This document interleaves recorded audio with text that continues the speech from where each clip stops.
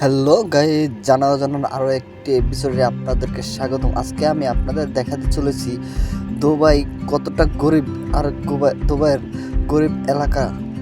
চলুন ঘুরে আসি। এটা হলো দুবাই শারজাহ মুসাফফর এক থানা। এই থানাটা পুরোটাই এরকম, বাংলাদেশ থেকেও অনেকটাই গরিব গরিব এখানে এখনো আধুনিকের ছোঁয়া পাওয়া যায়নি। রাস্তাগুলোর দেখেন কি অবস্থা, নাই কোনো পাকা রাস্তা, নাই কোনো চলাফেরার সুযোগ সুবিধা। এখানে রাস্তায় নামাও যায় না।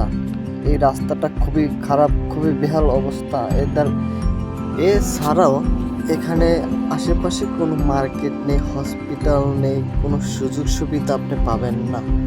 তাছাড়াও প্রবাসীরা সাধারণত খুবই কষ্টদায়কভাবে এখানে জীবনযাপন করে থাকে। থাকা খাওয়া খুবই কষ্টকর।